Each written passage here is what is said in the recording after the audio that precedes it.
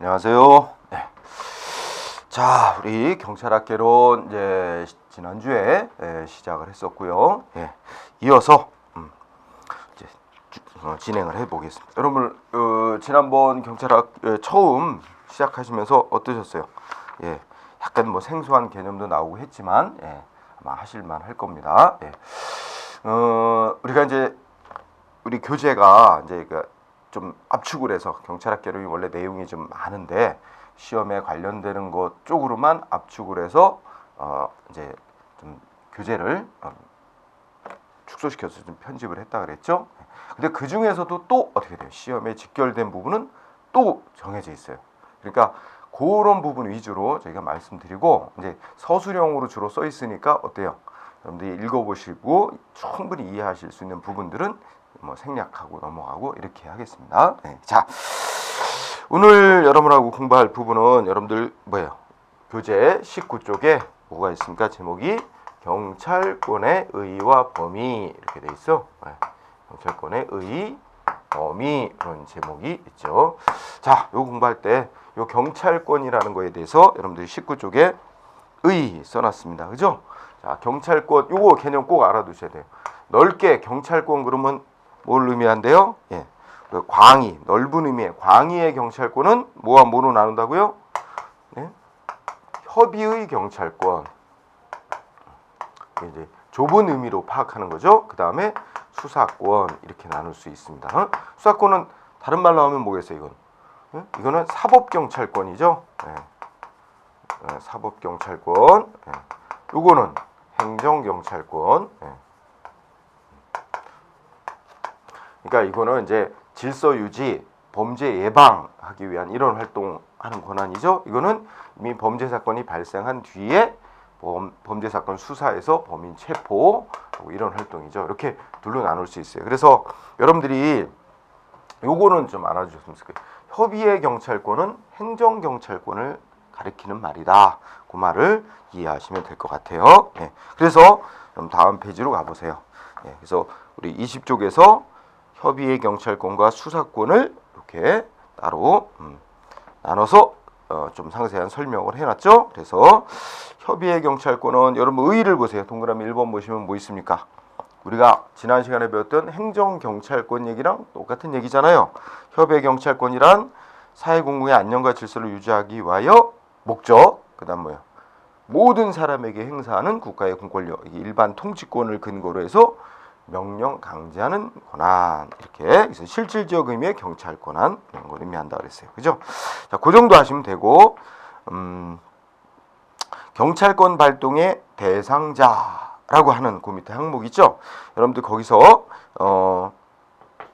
그 두 가지 공부하고 가시죠. 우선 여러분들이 그 동그라미 1번은 여기 1, 2, 3 이렇게 표시가 있는데 동그라미 1번은 눈으로 한번 읽고 지나가시고 자, 동그라미 2번 한번 보시죠. 자, 이렇게 써놨어요. 다른 행정기관이나 행정주체가 경찰상 의무에 위반하는 경우 경찰권 발동 대상이 될 수 있는가? 그랬죠? 그러면 이제 요거에 대해서는 견해 대립이 있는데 절충설적 견해가 다수설이다. 이러한 견해에 따르면 이렇게 허용된다고 본다. 이렇게 됐죠? 그러면 우리 요약해 봅시다. 그러니까 예를 들어서 이런 거 한번 생각해 보세요. 물어보면 시청 소속 차량이 교통법규 위반. 그러면 어떻게 돼요? 경찰이 그거 단속할 수 있느냐 이거죠? 뭐 범칙금 스티커 발부하고 이런 거 관련돼요. 그래서 우리가 동그라미 2번 키워드 따라가요. 다른 행정기관 더 줄여서 공부해서 다른 행정기관이 경찰법 위반했다 이거죠. 그러면 경찰권 발동 대상이 되습니다. 자, 두 개 하나만 연결해요. 두 개 부분을. 다른 행정기관, 그 다음에 첫째 끝에 뭐예요? 경찰권 발동 대상이 될 수 있느냐. 즉, 행정경찰권 발동 대상이 될 수 있느냐. 요거예요. 물음은 거기에 대해서 어떻게 견해 대립이 있지만 절충설적 견해가 다수설이다. 그러면 여기서 절충설적 견해가 다수설이다. 이렇게는 시험 문제에 안 나온단 말이에요. 결론, 다수설에 따르면 어떻게 된다고요? 이렇게 돼 있죠. 세 줄. 이에 따르면 다른 행정기관이나 뭐 행정주체가 자기네에게 이제 좀 제가 쉬운 말로 풀면 자기네에게 법적으로 주어진 어떤 행정 업무를 처리하는 공적인 행정 업무 처리하면서 뭐 법 위반한다 이런 경우가 아니고 그 통치권을 행사하지는 않는 것이고, 즉 행정권한 주어진 행정권을 행사하는 게 않고 하는 건 아니고 일반 사인처럼 일반 개인들처럼 어떤 사경제적 거래 활동을 한다든지 이런 사법적인 사무를 할 때는 그때는 어떻게 돼요? 경찰권 발동이 허용된다 이렇게 봅니다. 그러면 시험은 아주 단순하게 뭐만 알고 있습니다. 자, 지금 그러면 다른 행정기관 경찰권 발동 대상이 될 수 있느냐? 네, 마지막 줄이 어떻게? 허용될 수 있다. 그죠? 경찰권 발동이 허용되는 경우가 있다. 이렇게 정리해 주면 될 것 같아요. 응? 물론 무조건 하는 게 아니라 절충설적 견해인 다수설에 따르면 무조건 가능한 게 아니고 할 수 있는 경우가 있고 할 수 없는 경우가 있다. 대상이 되는 경우도 있다. 이렇게 마무리하시면 될 것 같고요. 그 다음에 우리 동그라미 3번 얘기를 보면 행정경찰권은 경찰 책임자에게만 발동하는 것이 원칙이나 이 얘기 이제 나중에 다시 또 나올 테지만 여기서 경찰 책임자라는 얘기는 사회공공의 안녕 질서에 어떤 위험을 야기하거나 이미 어떤 위반을 한 사람들, 공공의 안정 질서에 문제를 일으킨 원인을 제공한 사람들을 우리가 경찰 책임자라고 이렇게 부르고 있어요. 그러면 이 경찰권 발동은 문제를 야기한 원인자, 경찰 책임자에게만 발동할 수 있는 게 원칙인데 두 번째 줄 끝에 뭐예요? 긴급한 필요가 있을 때는 예외적으로 책임이 없는 자에게도 발동할 수 있다. 그래서 여기선 동그라미 2번과 동그라미 3번. 그러니까 동그라미 3번에서 두 번째 줄 예외적으로 긴급한 필요가 있는 경우는 책임이 없는 자에게도 발동할 수 있다 하는 거 여기다 체크해 놓으시고 그것 나중에 또 한 번 강조되니까 둘 알아두세요. 그러면 공부할 때 지금 행정경찰권 즉 협의의 경찰권 했죠? 수사권하고 조금 다른 점 요거에 포인트를 두셔야 돼요. 수사권은 뭐 의의는 별거는 없습니다. 그죠? 예. 이때 그 경찰권 수사권 발동 대상자 밑에 보세요. 거기 보시면 특히 동그라미 3번을 보실까요? 3번을 보면 협의의 경찰권은 불특정 다수인을 대상으로 국가의 일반 통치권을 근거로 불특정 다수인을 대상으로 하는 일반 처분이 가능하며 여기서 또 모르는 단어가 났어요. 여기 이제 일반 처분이란 말이 하나의 법집행 조치인데 불특정 다수인들에게 하나의 조치로 모두 똑같은 효과를 발생시키는 그런 조치를 일반 처분이라고 해요. 거기 예에 보면 아시겠죠? 도로 언제부터 언제까지 도로 통행 금지 조치한다. 그러면 어떻게 돼요? 모든 운전자 보행자에게 통행 금지시키는 즉 통행하지 말라는 의무를 부과하는 조치죠. 이렇게 불특정 다수인에게 권리니 의무니 하는 것을 하나의 조치로 발생시키는 그런 조치를 일반 처분이라고 합니다. 그러면 자 협의의 경찰권 즉 행정경찰권은 이렇게 도로 통행 금지 조치, 입산 금지 조치 이런 것처럼 불특정 다수인을 대상으로 하는 일반 처분 방식으로 행해질 수도 있고 그 다음에 두 번째 책임이 없는 자에게도 아까 위에서 얘기했죠. 경찰 책임이 없는 자에게도 권한 발동할 수 있는 경우가 예외적으로 인정된다. 그러나 셋째 줄 우리가 사법경찰권 수사권은 누구한테만 발동할 수 있어요? 범죄와 직접 관련돼 있는 즉 피의자나 참고인 등 법이 규정하고 있는 관계자 이외에게는 발동될 수가 없어요. 그리고 안 써놨지만 당연히 뭐는 없을까요? 이 수사권이라는 게 지금 두 가지 대비시켰어요. 불특정 다수인을 대상으로 하는 일반 처분 방식으로 행해지는 수사권은 있을 수가 없죠. 항상 특정인만을 대상으로 합니다. 그래서 여기 동그라미 3번 아주 중요하게 보세요. 그러니까 요거와 요거의 그 차이점 동그라미 3번에서 잘 표현되어 있으니까 그거로 정리하시면 될 것 같아요.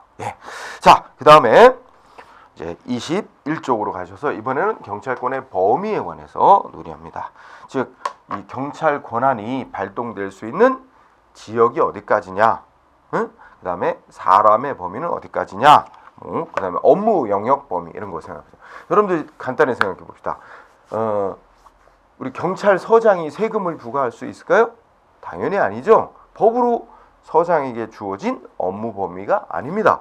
이렇게 업무 영역 범위가 아닌 사항에 대해서 업무를 처리하면 그 조치를 하면 그런 건 무효입니다. 응? 아무 효력이 안 생기죠. 또 우리 군인에 대해서는 경찰서장이 뭔가 조치할 수 있을까요? 군인에 대해서는 국방부 장관 또 헌병대 관할입니다. 응? 그러니까 이 민간인에 대해서만 우리가 경찰이 업무를 수행할 수 있는 대상이 되는 사람이지 군인에 대해서는 법적 권한이 없어요. 이런 것처럼 여기 보세요. 그 경찰권 행사의 범위, 업무 영역 범위를 관할이라고도 하고 하는데 이걸 이제 셋으로 나눴죠. 사물 관할, 인적 관할, 지역 관할. 그죠? 자, 여기 부분들 좀 체크를 해 두십시다. 자, 사물 관할의 뜻은 뭐 한번 읽고 나면 끝나는 겁니다. 응? 경찰이 처리하도록 되어 있고 처리할 수 있는 업무 영역 범위를 가리킵니다. 자, 여기서 공부할 거 범위 있죠, 범위. 응? 그 표에서 21쪽에 범위 부분의 체크. 동그라미 1번을 한번 읽어보시면 우리나라의 경우 경찰법 제3조, 경찰관 직무집행법 제2조에서 경찰의 직무 범위를 규정하고 있어요. 즉 사물관할이. 그러니까 사물관할이라는 말이 좀 생소할 수는 있는데 이게 직무의 그 업무 영역 범위다 이렇게 생각하시면 된다 그랬어요. 사물관할을 규정하고 있다. 그런데 자, 공부하실 거 두 번째 줄 괄호 속에 있는 거. 자, 이게 이제 여기서 나중에 또 언급되겠지만 첫째 줄에 지금 읽은 부분에 이렇게 격자 해놨죠. 경찰법이라는 법은 우리 경찰 조직에 관해서 만들어 놓은 법이에요. 조직에 관해서 규정한 법이고 경찰관 직무집행법이라는 법은 그 경찰 조직이 어떻게 그러니까 국민에게 경찰 작용을 해야 되는지 그 작용에 관해서 정해놓은 법이에요. 그렇다면 여러분들이 괄호 속 내용을 보세요. 경찰의 이 업무 영역 범위 사물관할, 이 사물관할은 경찰 조직에 관한 법에서 정해놓는 게 원칙이에요. 응? 그렇다면 우리 지금 경찰법 3조에서 정해놓은 게 맞는 거죠? 그런데 여러분들 나중에 또 언급되겠지만 이 우리나라 이 경찰 조직에 관한 법인 경찰법이라는 법은 1991년에 와서야 비로소 만들어졌어요.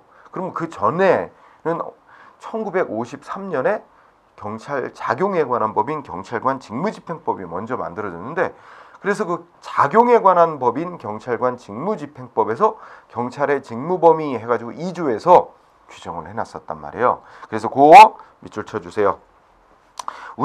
우리나라의 경우는 경찰 작용에 관한 법인 경찰관 직무집행법에서 이 조직에 관한 법에서 정해놓게 돼 있는 원래는 임무 범위에 관한 규정을 두고 있다는 거. 이게 좀 우리나라의 특색이라는 거, 그죠? 그래서 우리나라는 경찰의 임무 범위에 관한 규정이 조직법에 해당하는 경찰법에도 규정이 돼 있고 작용법에 해당하는 직무집행법에도 규정이 돼 있고 99% 똑같이 규정을 해놨어요. 그래서 그거 하나 꼭 알아두시면 좋겠습니다. 응? 자, 그 다음에 동그라미 2번 또 공부하세요. 동그라미 2번.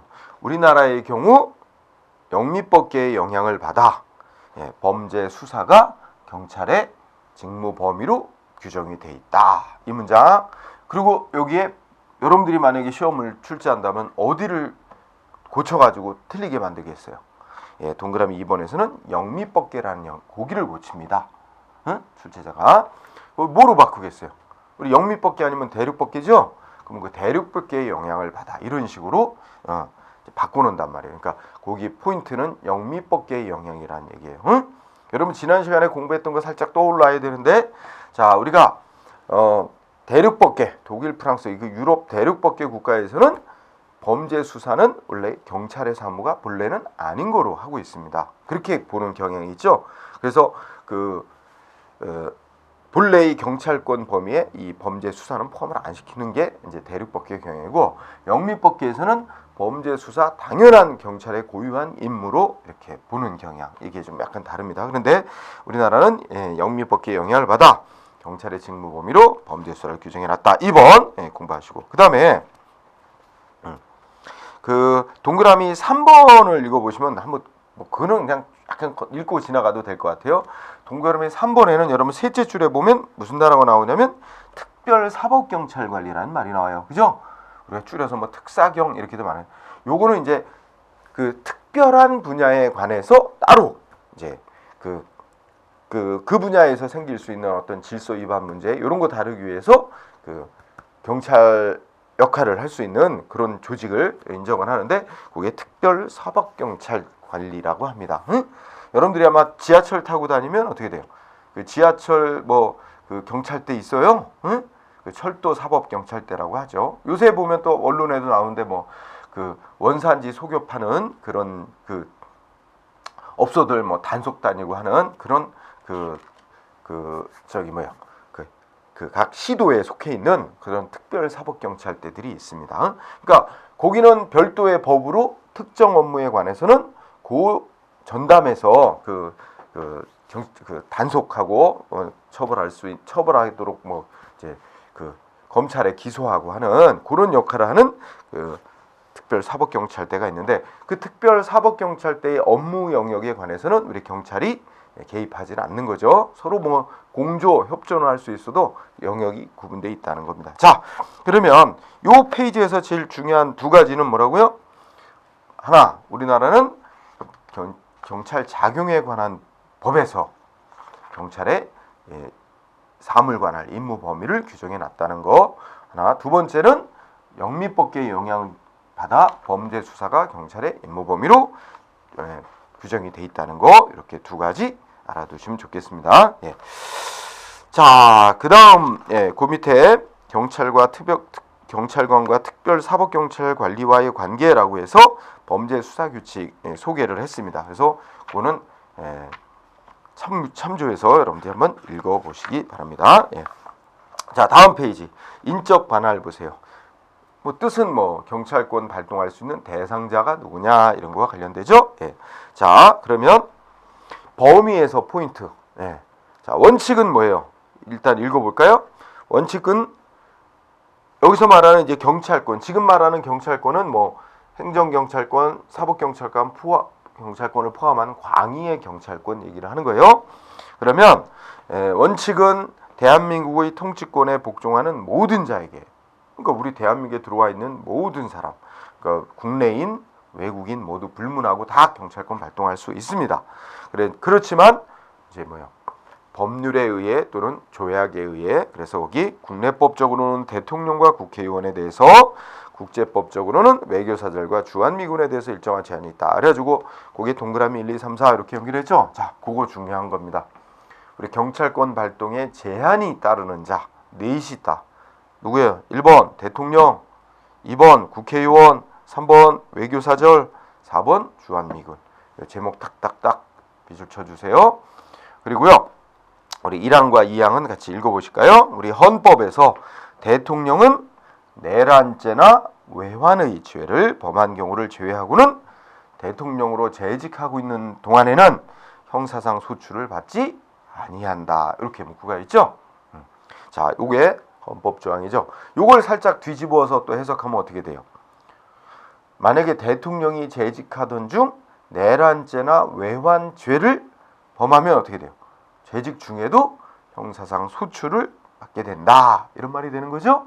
뒤집어서도 한번 머릿속으로 생각해 보시고, 그렇게까지는 문제는 나오진 않지만, 그 다음에 또 하나는 어떻게 돼요? 지금 여기서는 대통령으로 재직하던 중에는 내란죄, 외환죄를 빼고는 이제 형사상 소출 받지 않는다는 거죠. 그러나 재직하던 중에도 뭐 대통령이 민사소송 걸릴 수도 있어요. 누가 대통령한테, 예를 들어 누가 대통령한테 뭐 몇 억을 빌려줬는데 갚기로 한 날짜에 제때 안 갚는다. 그럼 어떻게 돼? 대통령 상대로 돈 갚아라 하고 민사소송을 제기할 수 있어요, 법원에. 그거는 상관없습니다. 그죠? 그러니까 이 헌법에서 대통령에 대해서 제한을 두는 건 형사상의 소출을 받지 아니한다. 이거죠? 그러니까 수사 및 기소 대상 이런 거로 삼지 않는 거예요. 응? 자, 1번 그렇게 보시고요. 재직 중. 그 다음에 동그라미 2번. 또 국회의원에 대해서는 일정한 특권을 인정하는데요. 자, 우리 읽어보실까요? 그 토막토막 쪄서 좀 요거 세부적으로 공부해 두세요. 국회의원은 현행 범인인 경우를 제외하고는 회기 중, 그러니까 국회가 열리고 있는 중, 국회 이제 정기국회, 임시국회 이렇게 기간을 정해서 회의를 하잖아요. 그게 이제 회의 기간을 회기라 그러죠. 회기 중에는 국회의 동의 없이 체포 또는 구금되지 아니한다. 그죠? 예, 요거 하나 자르고. 그럼 또 이것도 하나 뒤집으면 어떻게 돼요? 현행 범인일 때는 회기 중이라도 체포 구금할 수 있다는 말이 되죠. 어쨌든 법정은 그대로. 그 다음에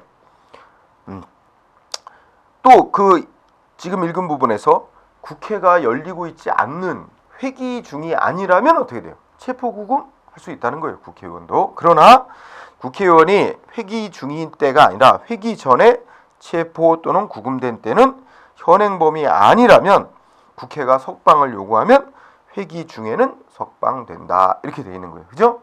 두 번째 문장이 있죠. 또한 국회의원은 국회에서 직무상 해간 발언 표결에 대해서 뭐예요? 예, 국회 밖에서, 국회 외에서 책임을 지지 않는다. 자, 요 마지막 문장을 보면 어디서 행한 발언? 예, 국회에서 직무상 행한 발언이나 표결. 자, 그 다음에 어디서 책임을 안 져요? 국회 외에서. 그러니까 여기 국회 외에서 책임을 안 진다는 거니까 이런 규정은 왜 만들었을까요? 이 국민의 대표기관으로서 어떻게 돼요? 국회의원들이 뭐 정부를 과감히 비판도 하고 이러잖아요. 그러니까 그런 거를 자유롭게 비판할 수 있도록 허용하기 위해서 이런 규정을 둔 거예요. 국민의 대변자로서. 그런데 넷째 줄이면 국회 외에서, 여기가 좀 포인트니까 밑줄 주세요. 그러면 뒤집어 얘기하면 무슨 말이 돼요? 국회 내에서는 책임을 질 수 있다는 거죠. 그러니까 우리 뭐 꼭 발언은 아니지만 국회 내에서도 막 국회에서 연설하면서 기자회견 같은 것도 하면서 국회의원들이 뭐 누군가를 명예훼손하는 발언을 했다든지, 그러면 그거에 대해서는 국회 내에서 한 경우에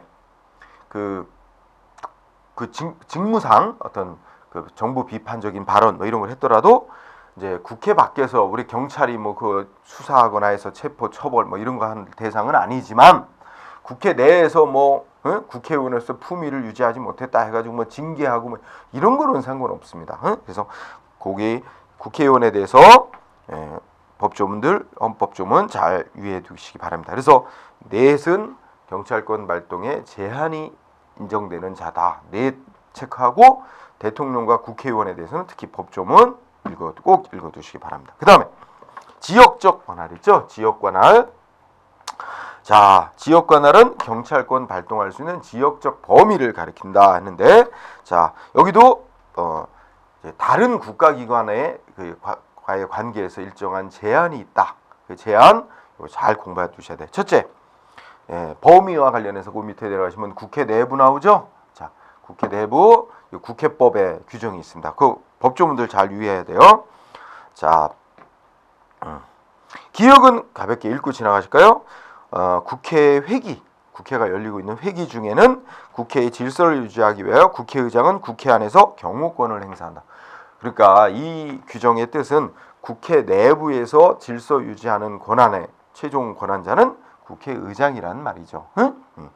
자, 이와 관련하여 여러분들이 이제 니은번의 중요한 얘기를 공부합니다. 자, 니은번에 국회의 경호를 위해서 국회의 경위를 채용해야 하고 경위를 두는데, 국회의장은 국회를 경호하기 위해 필요한 때는 국회 운영위원회 동의로 일정한 기간을 정하여 정부에 대해서 필요한 국가경찰공무원의 파견을 요구할 수 있다. 여기까지 읽고 지나가요. 그러니까 국회의장이 국회 경호하는 데 필요하다면 경찰 파견을 요구할 수 있다는 거예요. 이때 넷째 줄 밑줄 쳐주세요.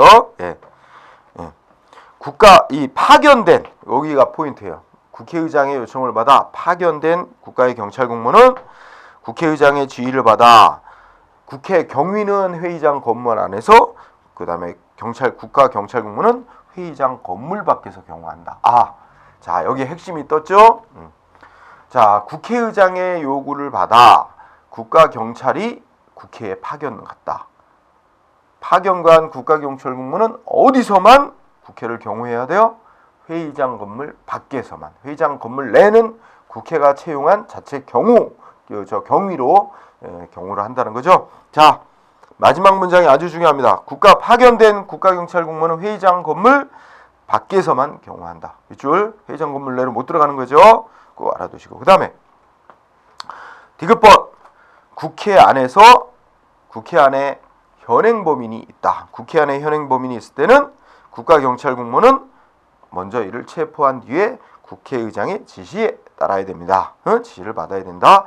다만 국회의원은 회의장 안에 있어서는 국회의장의 명령 없이는 국회의원을 체포할 수는 없다. 회의장 안에 있는 국회의원을. 디귿번 꼭 알아두시면 될 것 같아요. 그래서 우리 요 국회 내부와 관련해서는 자, 세 가지 정리할까요? 우선 아까 언급은 안 했지만 기억법 문장. 22조 기억법 문장의 둘째 줄. 국회 내부는 원칙적으로 어떻게 돼요? 국회의장이 국회 경위를 시켜가지고 질서 유지한단 말이에요. 그러니까 국회 내부의 질서 유지는 경찰이 원칙적으로 간섭 개입할 영역이 아니다는 거죠. 국회의장의 영역이죠. 따라서 국회 내에서는 원칙적으로 국회 경호 권한이 일반 경찰권보다 우선. 그러니까 요청이 없는 한 못 들어가는 거예요. 경찰이. 그거 하나. 두 번째, 국회의장이 요구를 해서 국가경찰이 국회 내부에 경호차 파견이 갔다. 자, 파견 나간 국가경찰국무는 어디서만 경호하게 돼 있다? 회의장 건물 밖에서만. 두 번째 중요한 거. 세 번째, 국회 안에 현행범이 있을 때는 경찰은 어떻게 할 수 있어요? 먼저 체포한 뒤에 의장의 지시를 받아야 되고, 그 국회 안에 있는 국회의원이 이제 현행범이다. 그럴 때는 의장의 명령, 국회의원이 회의장 안에 있을 때는 의장의 명령 없이 체포 못한다. 디귿번 이렇게 정리하시고. 그 다음에 그 23쪽에 법정 내부. 역시 똑같은 논리로 보시면 돼요. 우리가 이제 그 법원 내부의 질서 유지는 법원장 내지는 재판장의 영역입니다. 권한이고, 따라서 경찰이 함부로 이 법원 내부에 못 들어가는 거예요. 법정 내부에. 따라서 법원도 따로 따로 경위 뽑아가지고 이제 자체 경호 방호를 한단 말이에요. 그러면 이제 그래서 거기 기획본 법조문이 있죠. 법원조직법 법정의 질서 유지는 재판장이 담당. 그래서 화살표 밑줄. 따라서 법정 내부에서의 질서 유지는 원칙적으로 재판장의 권한이 우선하는 거지 일반 경찰권이 우선하는 게 아닙니다. 그래서 그 얘기 알아두시고, 따라서 니은번. 그런데 재판장은 법정 경위들을 통해서 질서 유지 가능하다면 경찰 부르지 않겠죠. 법정 경위 갖고는 안 된다 이러면 경찰 파견을 요구할 수 있고, 이때 포인트 어떻게 돼요? 니은번 읽어보실까요? 재판장은 법정에 있어서 질서 유지에 필요하다고 인정할 때는 재판 개정 전후에 상관없이 관할 경찰서장에게 경찰 공무원 파견을 요구할 수 있다. 이때 자 밑줄 쳐주세요. 파견, 법정에 파견 나간 경찰 공무원은 법정 내부 외부의 질서 유지에 관해 재판장의 주의를 받는다. 두 줄, 마지막 두 줄이 포인트예요. 그래 정리. 자, 그 다음에 동그라미 3번 외교 공관에 대해서 공부합니다. 자, 여기는 우리 국제 조약에 의해서 외교 공관은 일종의 움직이는 그 나라의 영토처럼 이렇게 여겨지는 거예요. 따라서 외교 공관 내부에는 우리 경찰 못 들어가요.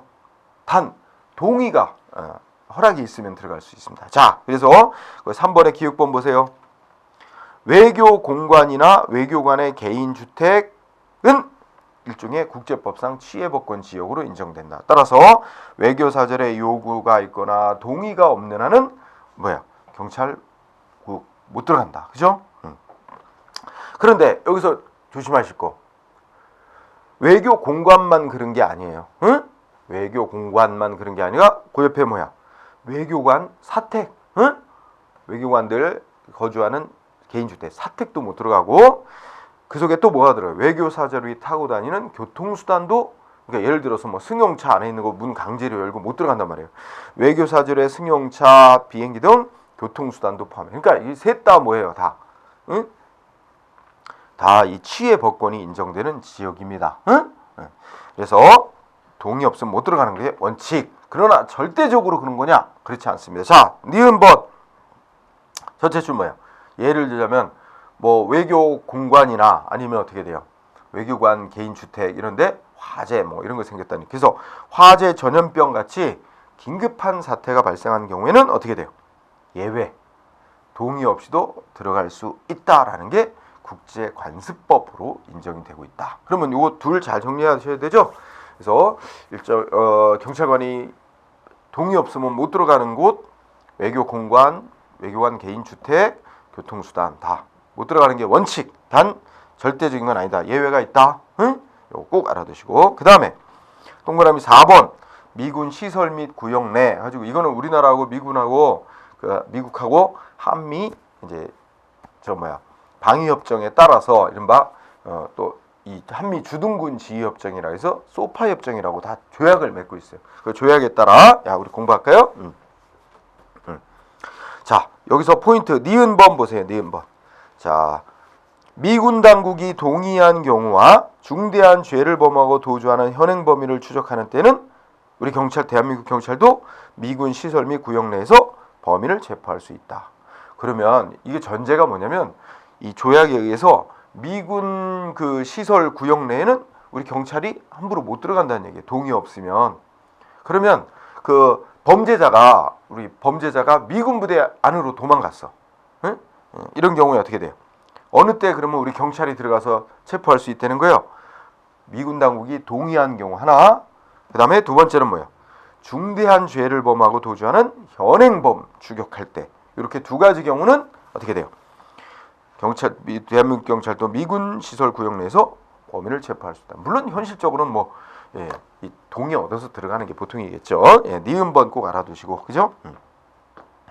그 다음에 리을번. 여기서 디역, 니은, 디귿 네 가지인데 리을번이 중요해요.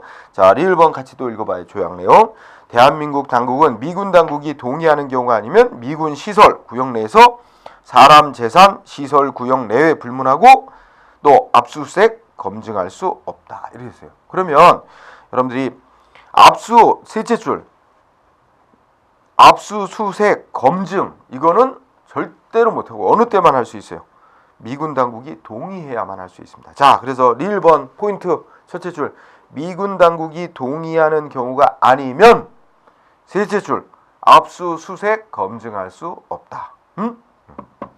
자, 시험의 포인트는 니은과 리을번 이렇게 두 가지를 공부하면 됩니다. 자, 이렇게 해서 우리가 지금 크게 공부한 부분은 경찰권의 의와 범위에 관한 얘기였어요. 그래서 경찰권이란 넓은 의미의 경찰권 할 때는 행정경찰권 이꼬르 협의의 경찰권과 수사권을 말한다. 응?